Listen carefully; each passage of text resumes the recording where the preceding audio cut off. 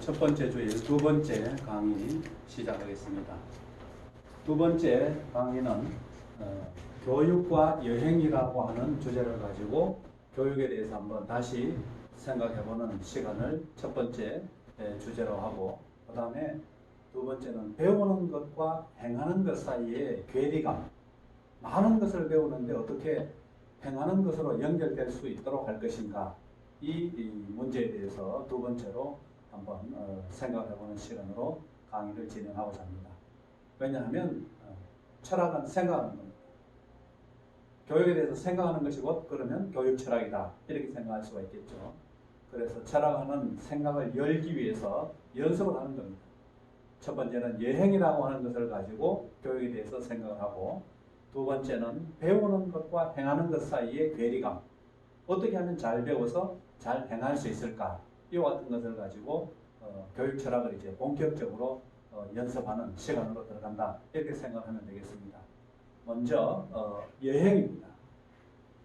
여행은 많은 사람들이 시간이 나고 여건이 되면 하기를 원하는 것이 오늘날 현대인들이 추구하는 그 중에 여행입니다. 그래서 여행의 목적이라고 하는 책이 있습니다.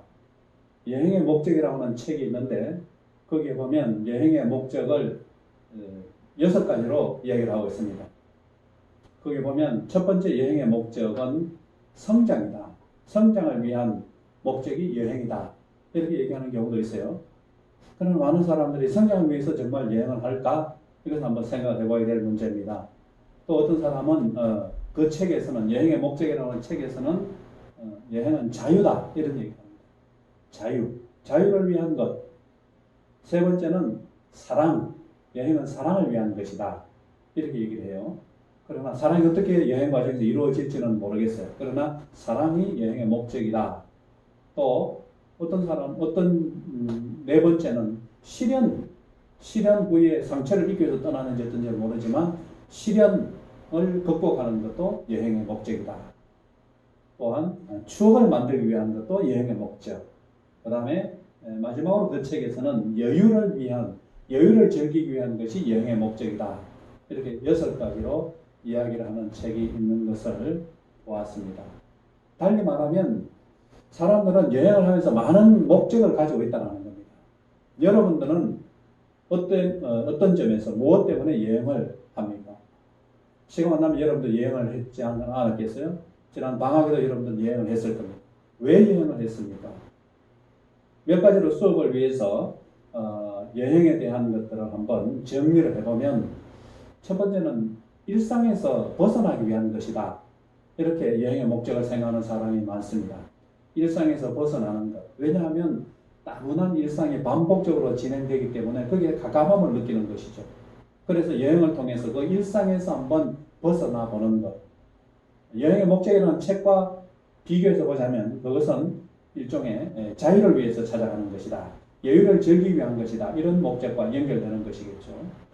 또 현대인들은 많은 부분에서 여행을 휴가와 혼동하는 경우가 있습니다.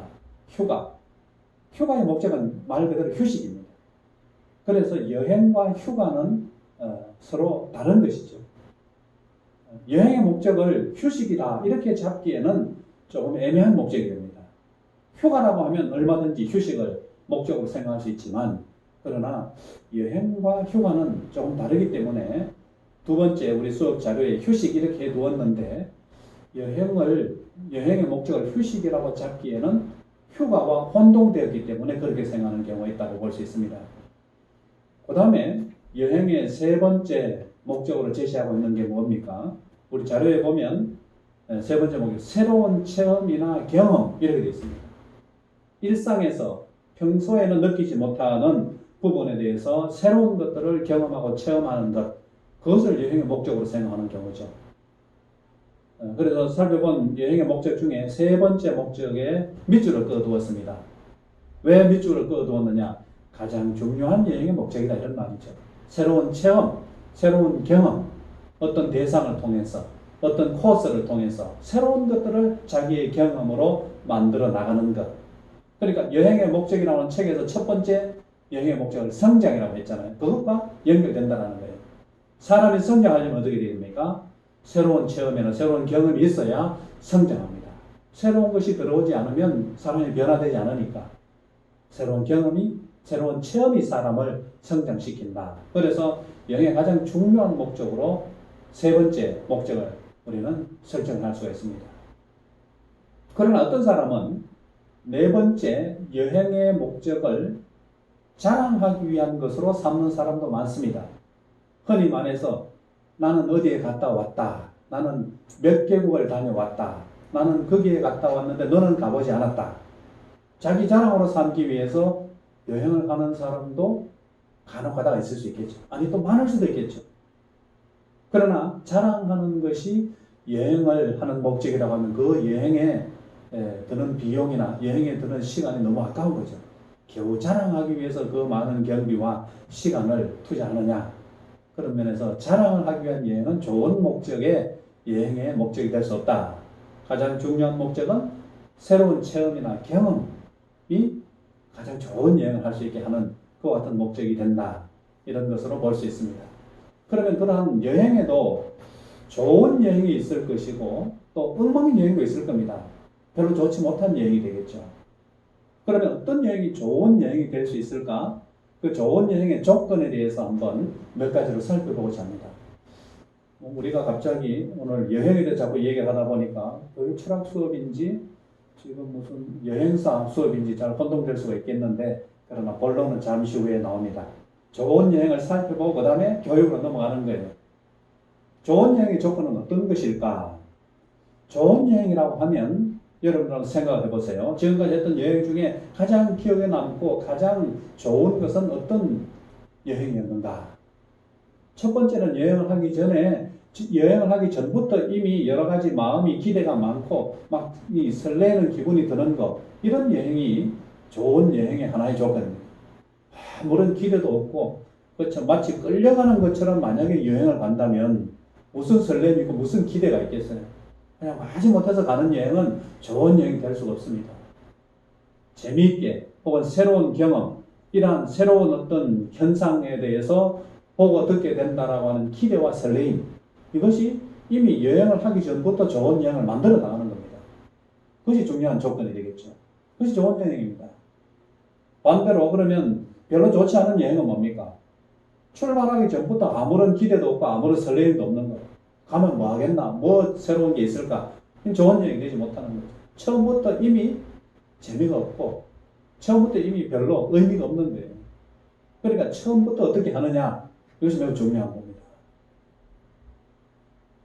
두 번째, 좋은 여행을 하는 두 번째 조건은, 좋은 여행의 두 번째 조건은 여행이 이제 진행되는 과정에서 무엇이 있느냐 이 말이겠죠. 여행이 진행됩니다. 1일차, 2일차 계속해서 여행이 진행되는데 좋은 여행이라고 하는 것은 그 여행이 진행되는 과정에 풍부하고 다양한 경험들이 쌓일 수 있어야 된다는 거예요. 풍부하고 다양한 경험을 할 수 있는 내용들이 그 과정에 포함되어 있어야 되는 거예요. 그래야 여행이 풍부해지는 거죠. 그래야 여행의 경험이 다양해지는 것이죠.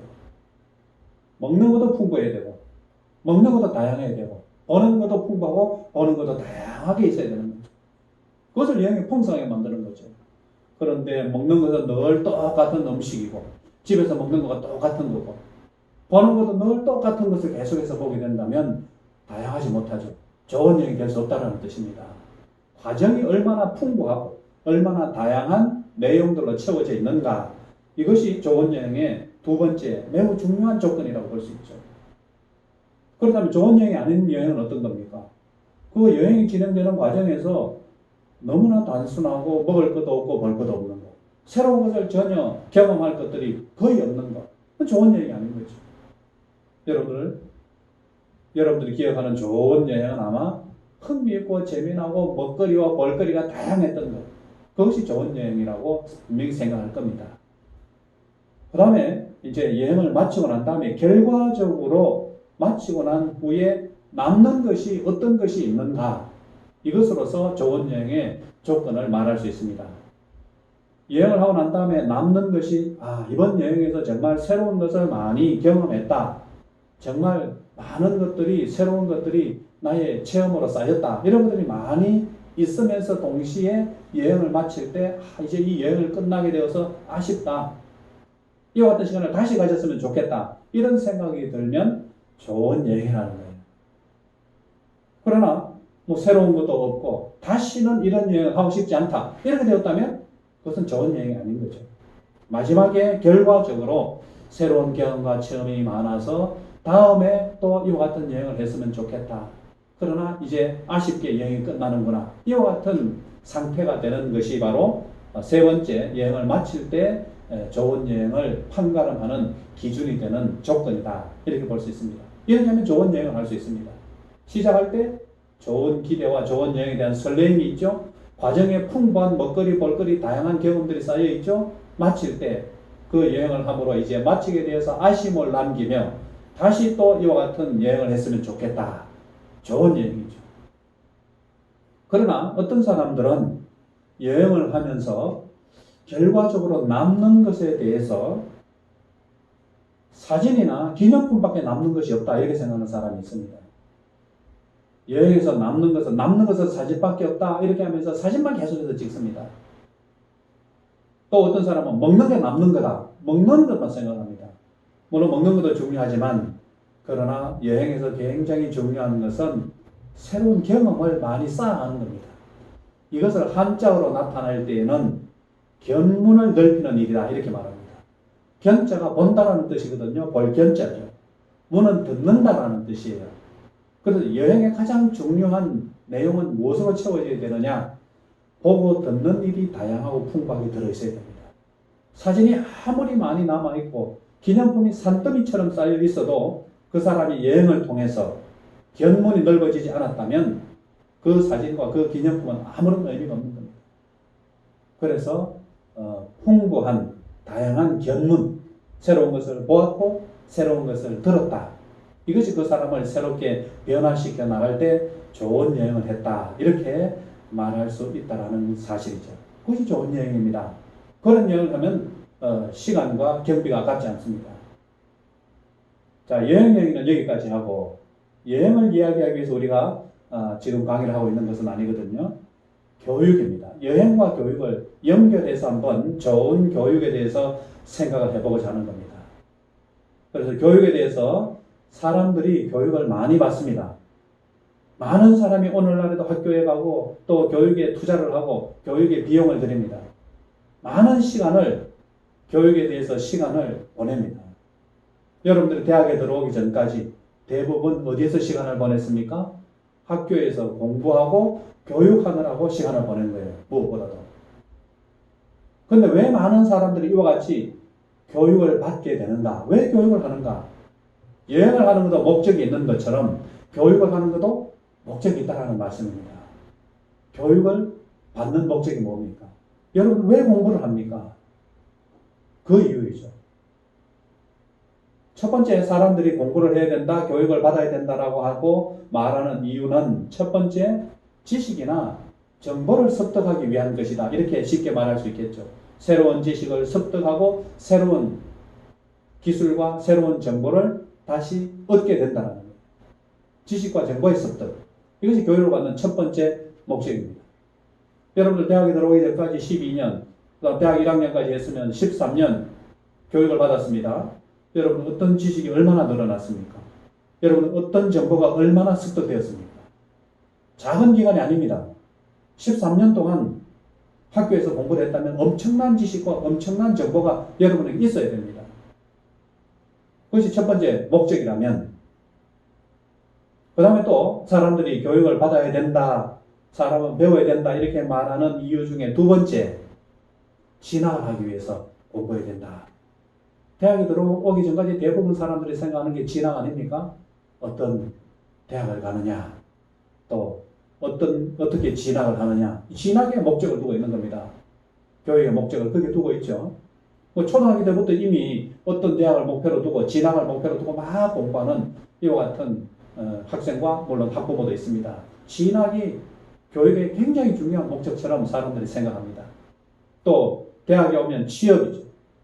어디에 취업을 하기 위해서? 취업을 하기 위해서 공부를 해야 된다라고 하는 목적으로 설정합니다.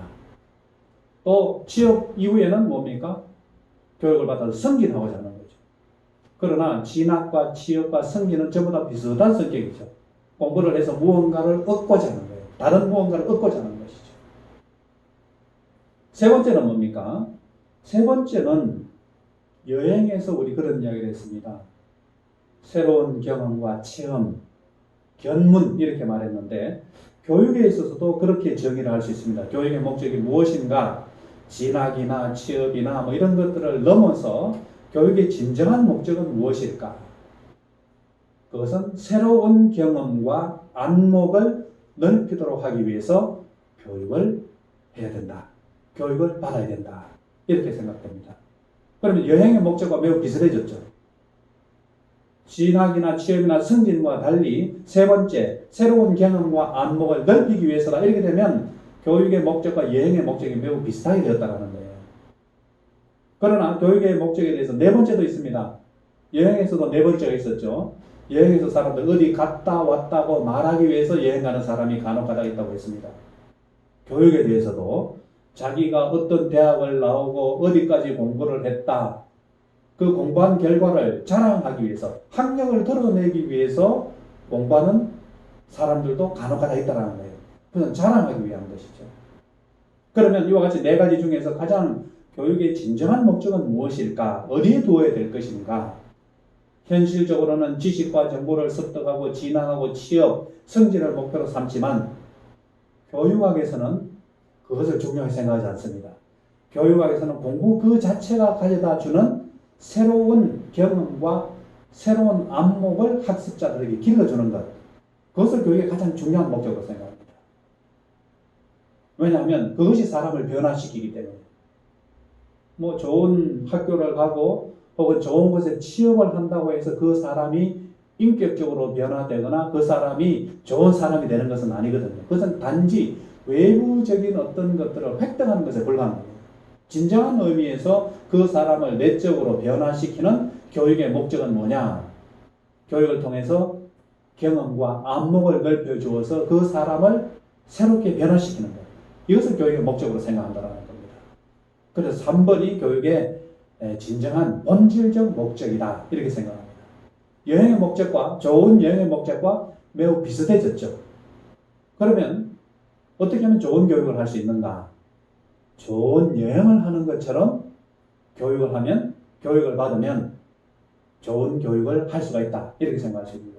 여행하는 것처럼 공부를 해야 됩니다. 학교에 오는 것을 여행하는 것처럼 그렇게 오면 됩니다. 친구를 만나고 새로운 지식을 얻게 되고 새로운 안목을 넓히는 일 아닙니까? 어떤 다른 목적을 두지 말고 공부 그 자체를 생각해야 됩니다. 학문 그 자체를 생각해요. 그것을 통해서 새로운 것을 아니까 즐겁고 새로운 사람과 어울리니까 즐겁고 취업이나 승진이나 진학 여기에 매몰되면 공부의 진정한 가치를 상실하게 됩니다. 이와 같은 것이 이 교육과 좋은 여행을 연결해서 볼 때 생각할 수 있는 건데, 그러면 좋은 교육의 조건은 어떻게 생각할 수 있을까? 한번 여행과 비교해서 정리를 해보면 다음과 같습니다. 그런데 교육의 조건 앞에 조언을 갈로해 두었습니다. 왜냐하면 개념적으로 볼 때 교육 앞에 조언이라고 하는 말을 붙인다라고 하는 것은 좀 어색한 일이기 때문입니다. 여행에는 좋은 여행도 있고 나쁜 여행이 있지만 교육에서는 좋은 교육, 나쁜 교육 이렇게 구분할 수 없습니다. 왜냐하면 교육은 교육이라고 하는 말을 쓰려면 무조건 좋은 내용을 포함하고 있어야 되기 때문입니다. 달리 말하면 교육은 교육인데 그 안에 나쁜 것이 포함되어 있다. 그것은 이미 교육이 아니라는 겁니다. 그러니까 앞에다 좋은 내용, 좋은이라는 말을 붙일 필요가 없어요. 교육은 이미 좋은 것을 포함하고 있기 때문에. 그래서 논리적으로는 좋은이라고 하는 교육, 좋은 교육은 논리적으로 오류입니다. 이미 교육이 다 포함되어 있기 때문에. 왜냐하면 좋은 교육이라고 하는 말을 쓰면 나쁜 교육도 있어야 되거든요. 그런데 나쁜 교육은 이미 교육이 아니에요. 그러니까 쓸 수가 없는 말이죠. 그래서 갈로로 두었습니다. 교육의 조건. 이렇게 개념적으로 정리하고 나면 교육을 겉으로는 교육을 학교에서 하는 것 같은데 그 내용이 좋지 않은 게 들어있으면 그것은 교육이 아닌 거예요. 그렇게 볼 수 있죠. 예를 들면 좀 예가 좋지 않지만 무슨 소매치기나 도둑질을 가르치는 학교가 있다고 해요. 고대 인도에는 도둑질 학교가 있었거든요. 어떻게 하면 물건이 어디에 있는지 빨리 알아차리는가, 주인 몰래 어떻게 빨리 담을 넘어가는가, 소리 나지 않게 어떻게 대문을 여는가, 이런 것들을 기술적으로 가르치는 도둑 학교가 있었어요. 그런데 그 도둑질하는 기술을 잘 가르친다고 해서 그것을 도둑 교육이라고 할 수는 없단 말이에요. 도둑 학교라고는 말할 수 있지만 도둑 교육은 말할 수 없는 거예요. 왜? 교육과 도둑이 어울리지 않기 때문에. 교육은 이미 좋은 내용을 포함하고 있어야 되기 때문입니다. 그래서 안 되는 거예요, 그것은. 개념적으로. 그래서 교육의 조건 하면 이미 그것은 바람직하고 가치 있는 것을 포함하고 있는 겁니다. 좋은 여행과 비슷한 점에서 그러면 교육의 조건 한번 정리를 해봅시다. 첫 번째, 교육의 조건으로 교육이 성립하려면 교육을 시작할 때 말이에요. 학기를 지금 오늘처럼 시작할 때 힘들고 어려워도 새로운 것에 대한 기대와 설레임이 있어야 됩니다. 여행을 하는 것과 마찬가지입니다. 그런데 학교를 시작하면서 이번에도 지루한 한 학기가 시작되었구나. 어떻게 이 학기를 보낼 것인가. 마치 군대에 입대하는 아니면 교도소에 수감되는 이런 심정으로 학교에 등교하고 학교에 온다면 그것은 이미 교육의 조건이 아닙니다. 교육이 될 수 없는 것이죠. 그것이 출발점에서 좋은 여행과 같은 교육이 되려면 기대하는 것과 설렘이 있어야 된다는 거죠. 두 번째는 과정입니다. 어떻게 교육이 진행될 수 있을까? 좋은 여행과 마찬가지로 그 내용이 교육이 진행되는 과정에서 풍부한 지식과 풍부한 내용과 경험이 다양하게 들어있어야 된다는 거예요. 획일적으로 무조건 암기만 하고 무조건 책상에 앉아서 똑같은 반복적인 학습만 한다면 그것은 교육이라고 말할 수 없어요. 좋은 여행과 같은 교육이라고 할 수 없어요. 너무나 단조롭잖아요. 다양한 것들이 들어있어야 됩니다. 그것이 교육을 풍부하게 만드는 방법이고 좋은 여행과 같은 교육이 되는 방법입니다. 그리고 좋은 여행과 같은 교육의 조건을 마지막 결과적으로 남는 것이 무엇인가 이것을 한번 생각을 해보자면 결과적으로 남는 것이 새로운 지식과 경험이 많이 풍부하게 쌓여 있어야 된다는 것이죠. 단지 한 학기 끝나고 난 다음에 학점을 얼마나 잘 받았느냐 여기에 관심을 가지면 안 됩니다. 여행의 과정 중에서 어떠한 새로운 것이 많이 쌓였는가 거기에 대해서 풍부한 것들이 있어야 되는 것과 마찬가지로 좋은 여행과 같은 교육을 하려면 한 학기 동안 그 과정 중에서 새로운 지식과 경험이 나에게 얼마나 많이 쌓였는가 그것으로서 마지막 결과적으로 자기에게 여행의 의미를 생각해 볼 때 그것이 좋은 여행과 같은 교육이 될 수 있다. 이렇게 세 가지로 정리할 수 있는 거예요. 그래서 좋은 여행과 같은 교육의 조건을 다음 장에서 정리했을 때 해보자면 첫 번째는 기대와 설렘이 있는 교육이 좋은 여행과 같은 교육이다. 이렇게 생각할 수 있겠죠. 입학할 때, 새 학기를 시작할 때 기대와 설렘이 있어야 된다는 거예요. 이것이 없으면 좋은 여행과 같은 교육은 아닙니다. 군대에 입대한다? 혹은 병원에 입원한다? 아니면 교도소에 수감된다? 이럴 때는 기대가 없죠. 설렘이 없죠. 그렇게 해서는 안 된다는 말입니다. 과정에는 풍부하고 다양한 경험과 체험이 있어야 됩니다. 훈련을 받듯이 획일적인 방법이 아닙니다. 단순 반복이 아닙니다. 그리고 마지막 결과적으로는 새로운 경험을 통해서 성장하는 부분이 있어야 됩니다. 여행의 목적이라는 책에서 성장이라고 하지 않았습니까? 그와 같은 다양한 경험과 다양한 체험으로 인해서 한 학기를 마쳤을 때 새로운 성장으로 나아갈 때 좋은 여행과 같은 교육이다. 이렇게 말할 수 있어요. 이번 학기 우리가 철학과 역사를 통해서 이와 같은 좋은 여행과 같은 교육을 해야 되겠죠. 그리고 이제 오늘 첫 번째 주의 마지막 주제는 앞으로 철학을 하기 위한 중요한 문제제기입니다. 배움과 행함이라고 하는 주제입니다. 배움과 행함. 앞에서도 강의를 하면서 몇 번 이야기를 했지만 여러분들은 배움을 위해서 얼마나 긴 시간을 보냈는지 한번 배움의 시간과 배움의 내용을 계산을 해봐야 됩니다. 여러분 계산하는 거 좋아하잖아요. 여러분들이 사용한 시간이 얼마나 효과적이었는가, 지금까지 배워온 시간과 배움의 내용을 한번 계산을 해봐야 됩니다. 얼마나 긴 시간 동안 여러분은 배웠습니까? 초등학교에서 대학 입학까지 12년, 대학 1학년까지 13년, 대학 2학년까지 마쳤으면 14년입니다. 배움에 보낸 시간입니다. 배움에 그와 같은 세월을 보냈다라는 거예요. 대학 졸업까지는 16년입니다. 시간 계산하라는 말입니다. 좀 더 진행하자면 비용까지 계산을 해봐야 됩니다. 과연 그렇게 할 만한 가치가 있는 일인가? 이 말입니다. 그리고 내용을 한번 계산해 봅시다.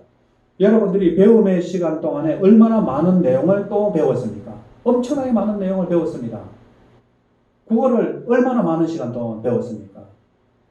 대학에 들어오기 전까지, 대학에 들어와서도 문학, 이런 과목에 읽기, 거의 초등학교부터 시작해서 계속해서 있는 매년 배웠던 과목이 국어입니다. 13년. 영어도 어쨌든 학교에서 가르치는 것 이외에도 가정에서 혹은 학습지 또는 학원에서 엄청나게 많은 영어를 배우죠.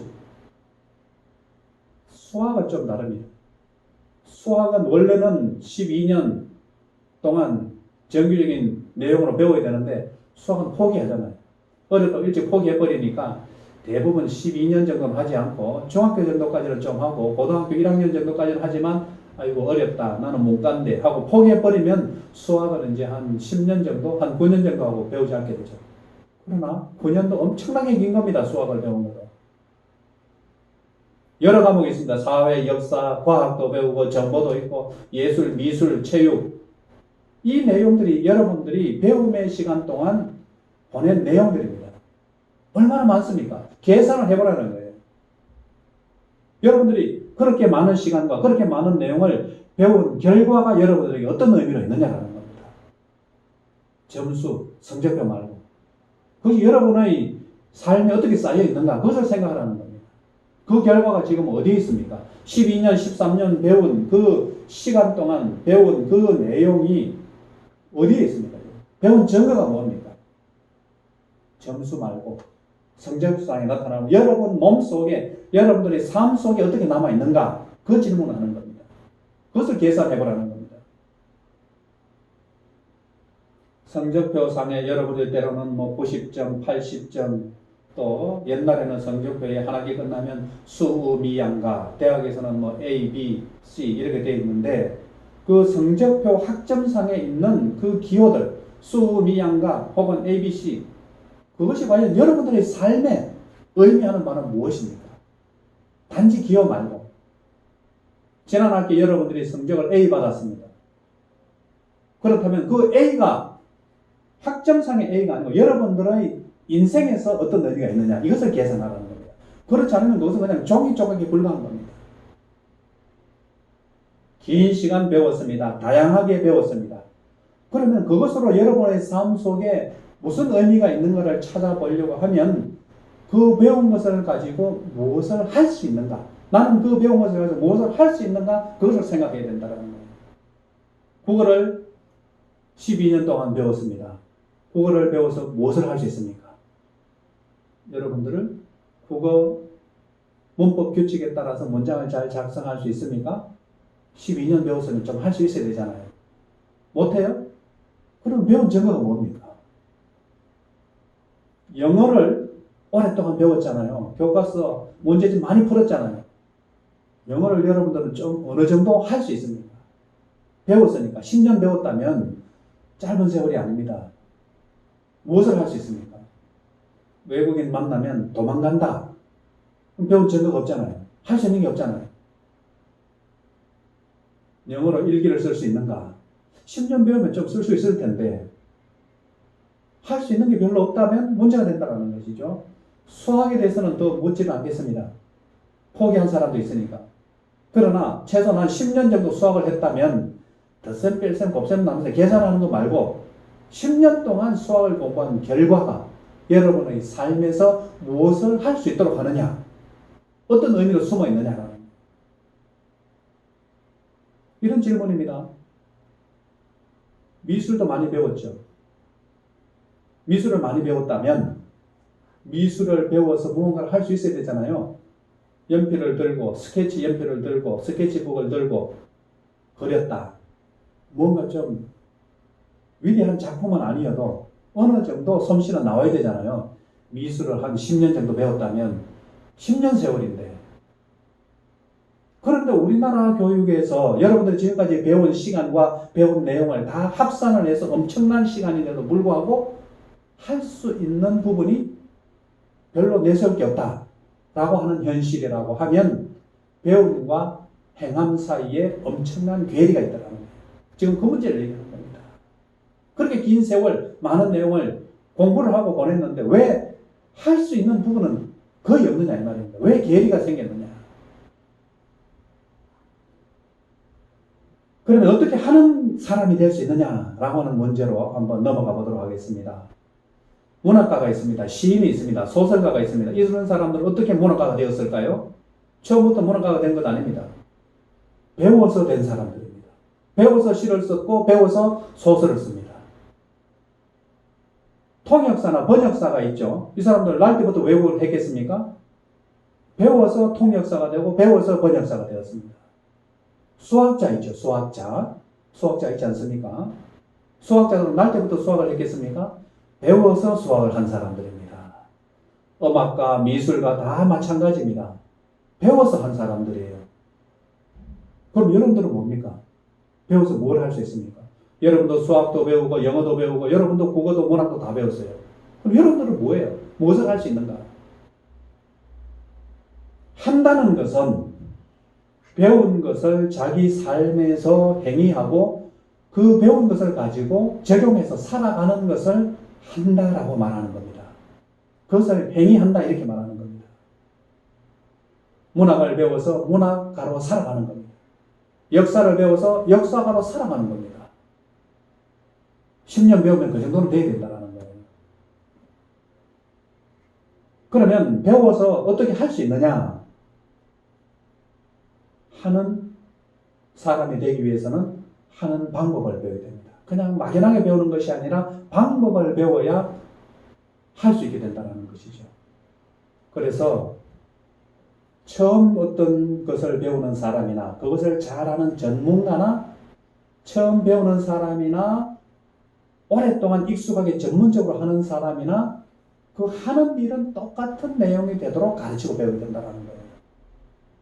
무슨 말을 하느냐 하면 그림을 그리는 전문 화가가 하는 일과 처음 연필을 잡고 그림을 그리는 사람이 하는 일이 같도록 가르쳐야 된다는 거예요. 과학자가 하는 일들과 과학을 처음 배우는 학생들이 하는 일이 같도록 가르쳐야 된다는 거예요. 다만 수준 차이는 있죠. 처음 과학을 하는 사람은 기초적인 것을 배우게 되겠지만 전문적인 사람은 좀 수준이 높은 것을 하게 되겠죠. 그러나 같은 내용이라는 거예요. 수영을 생각을 해봅시다.